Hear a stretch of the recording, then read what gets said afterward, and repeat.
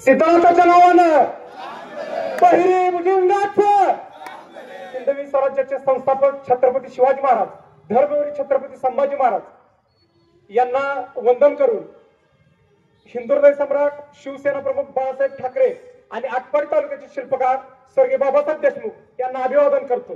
खरं तर आटपाडी तालुक्याचा स्वाभिमान, मी मागच्या एका मुलाखतीत मी म्हणलेलं, आटपाडी तालुक्यातल्या नेत्यांच्या तलवारी म्यान होतात, पण राजेंद्र अण्णा देशमुख यांनी आटपाडी तालुक्याच्या स्वाभिमानासाठी ही उमेदवारी केली। मी अण्णांचं प्रथमतः अभिनंदन करतो आणि मी आटपाडी तालुक्याच्या स्वाभिमानासाठी मी आता तालुका प्रमुख आहे, मला पदाची हाव नाही, फक्त तालुका एक संघटित राहावा आणि तालुक्याच्या अस्मितेसाठी मी राजेंद्र अण्णा देशमुख यांच्या पाठीशी ठामपणे उभा आहे। इथं काय होतंय की खालच्या स्तरातल्या जनतेला विचारात घेतलं नाही।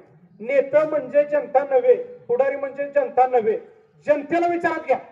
इथं लोकशाही, प्रत्येकाला मतदानाचा अधिकार दिलाय ना, प्रत्येकाला जर मतदानाचा अधिकार दिला असेल तर तुम्ही त्याला विचारात घ्या। पुढाऱ्यांना विकत घेतलं म्हणजे जनतेला विकत घेतलं नव्हे, ही गैरसमज आहे। ही गैरसमज तुम्ही डोक्यातनं काढून ठेवा। आणि टेंबू योजना मला जसं कळतंय, मी काही एवढा मोठा नाही, 1992 ला पाणी परिषदेच्या माध्यमातून टेंबू योजनेची सुरुवात झाली। स्वर्गीय गणपतरावजी देशमुख, नागनाथांना नायकवाडी, भारत पाटणकर यांचं जसं योगदान आहे, 95 ला राजेंद्रांना अपक्ष म्हणून आमदार झाले, अण्णांनी त्यासाठी मंत्रिपद नाकारलं। मंत्रिपद नाकारलं म्हणजे जोग नव्हे, मंत्रिपद नाकारल्यामुळे अण्णांना काय त्रास झाला असेल ते अण्णा सांगू शकतात। तरी सुद्धा तालुक्याच्या स्वाभिमानासाठी टेंबू योजनेचं पाणी यायसाठी अण्णांनी मंत्रिपद नाकारून टेंबू योजनेला पाठबळ दिलं। 1995 ला कुणाचं सरकार होतं? युतीचं सरकार होतं। युतीच्या सरकारच्या काळात स्वर्गीय मुख्यमंत्री मनोहर जोशींनी या योजनेला मान्यता देऊन त्याचा नारळ फोडला। खरं योगदान स्वर्गीय मनोहर जोशी अण्णांचं आहे। त्यानंतर 99 ला स्वर्गीय अनिल भाऊ आमदार झाले, त्यांनी योगदान असेल। 2004 ला 2009 ला सदाशिव पाटील आमदार झाले, त्यांचं योगदान असेल।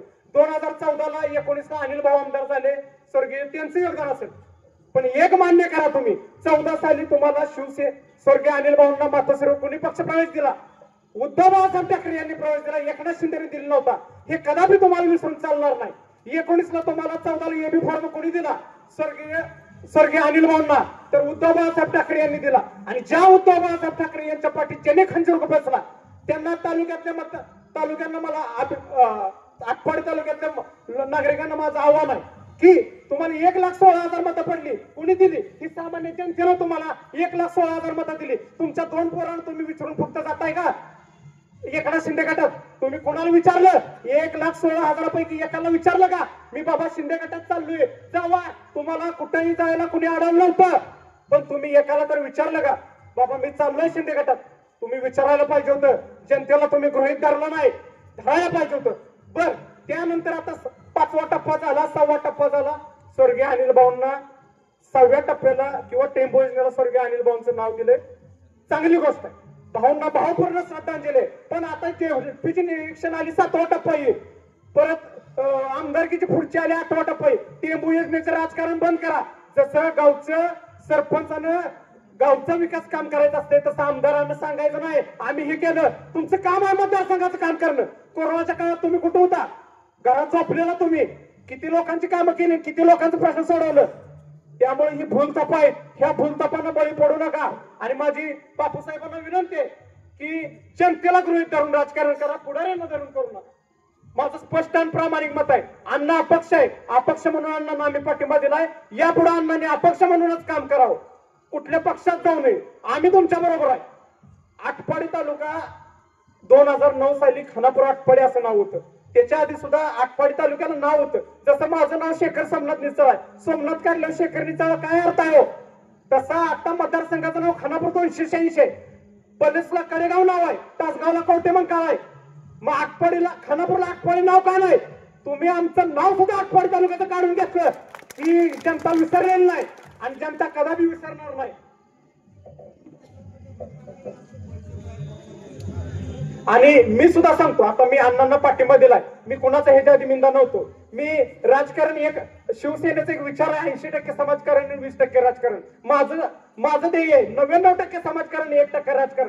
मी कधी कुणाच्या एक पैशाच्या निंदात नाही, त्यामुळे मी धडधडीत आज अण्णांच्या पाठीमागे आहे। मी एवढंच सांगतो, येणारी निवडणूक ही महत्वाची आहे। 20 नोव्हेंबर रोजी बुधवारी श्री राजेंद्र अण्णा देशमुख यांना रिक्षा या चिन्हासमोरील बटन दाबून अण्णांना प्रचंड बहुमताने विजय करा। आणि दुसरी महत्वाची गोष्ट की ज्या स्वर्गीय बाबासाहेब दादा देशमुख आमच्या जुन्या पिढीने आम्हाला सांगितले की स्वर्गीय बाबासाहेब देशमुख दादा यांचं या आटपाडी तालुक्यावर उपकार आहे।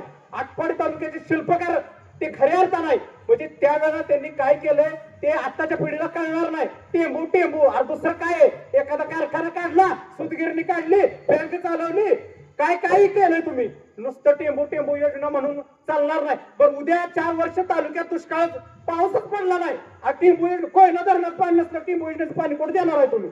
त्यामुळे या मतदारसंघातली जनता सुज्ञ, नागरिक कष्टाळू आहे, लोक प्रामाणिक आहे। गलाय माझं एक 4 एकर शेत आहे, माझ्याकडे पैसेच नसलं तर मी काय शेत करणार आहे? ते गलाय बांधव 4 पिढ्या राबतात, त्या गलाय बांधवांच्या मुळे ते एखादा भाव त्यांचा दुकानला असतोय, एक गावाकडे असतोय, तो काय म्हणतोय भाव आपला मोठा होईल, शेती चांगली होईल म्हणून तो पैसे घालतोय, म्हणून पाण्याचा वापर होतोय। पाणी आलं म्हणूच नका, पाणी येणं तुमचं कर्तव्यच आहे। शिक्षण, आरोग्य, वीज, पाणी ही महत्वाच्या मूलभूत सुविधा स्टँडिंग आमदारांनी देणं गरजेचं आहे। ही सोडून तुम्ही लोकांना काय दिलं हे सांगा। आणि मी काय आता जास्त बोलत नाही, खरंच वेळ झालेला आहे, पण राजेंद्र देशमुख यांच्या पाठीशी मी ठामपणे उभा आहे आणि आटपाडी तालुक्यातल्या स्वाभिमानी जनतेने सुद्धा अण्णांना पाठबळ द्यावं ही नम्र विनंती करतो आणि थांबतो। जय हिंद, जय महाराष्ट्र।